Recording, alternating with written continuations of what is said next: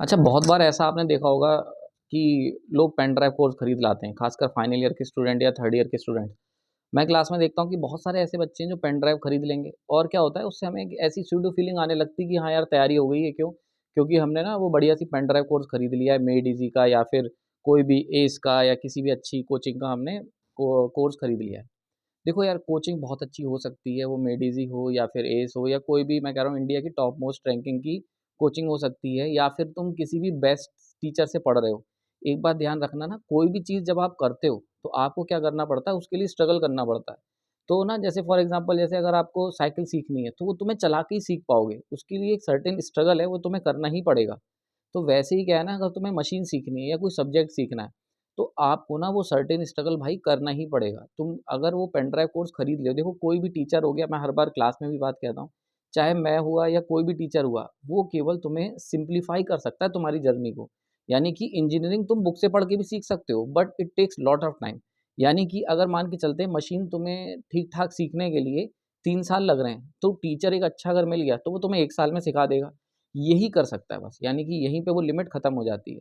तो चाहे टीचर हुआ, चाहे बुक्स हुई या फिर पेन ड्राइव कोर्सेज़ हो गए, इन सब का केवल एक ही काम है। देखो पेन ड्राइव कोर्सेज़ क्या है यार, अल्टीमेटली अगर बात करें, तो वो जो तुम क्लास में जाके नोट्स लेते थे, वो तुम घर बैठ के लैपटॉप पे नोट्स ले रहे हो, बस इतना ही अंतर है, ठीक है? तुम जो अच्छे टीचर तुम्हें वहाँ कोचिंग में जाके मिलते थे, वो तुम्हें पेन ड्राइव पे मिल जा रहे हैं। यानी कि अल्टीमेटली क्या हो रहा है कि टीचर ही तुम अच्छा ढूँढ रहे हो, तो पेन ड्राइव कोर्सेज़ को पहले तो एक अच्छे टीचर के नाम से रिप्लेस कर दो। तो ये पेन ड्राइव कोर्स हमने ले ली, ये मत कहो, हमने 10 सब्जेक्ट के अच्छे टीचर हायर कर लिए हैं, ठीक है? ये हो गया तुम्हारा, पहले तो मतलब समझ लो कि पेन ड्राइव कोर्स का मतलब क्या है।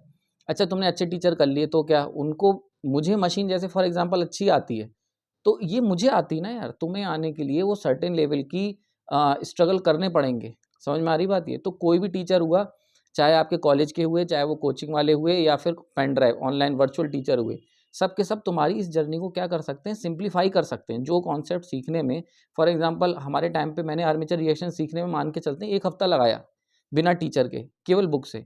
तो तुम्हें अगर कोई अच्छा टीचर मिल गया या तुम मेरे चैनल से पढ़ोगे तो 3 लेक्चर आधे-आधे घंटे के या 1-1 घंटे के देख के, तो डेढ़ 2 घंटे में तुम आर्मेचर रिएक्शन समझ लोगे। लेकिन उसके अंदर, उस आर्मेचर रिएक्शन को अपने अंदर खून में उतारने के लिए तुम्हें ही स्ट्रगल करना पड़ेगा। समझ में आ रही बात ये? तो कभी भी आप पेन ड्राइव कोर्स लो, तो पहले तो पेन ड्राइव कोर्स हो गया या कोई भी ऑनलाइन कोचिंग जॉइन करो, आप उसको ये समझ लो कि वो बस एक अच्छा टीचर आपने हायर कर लिया है, पहली बात।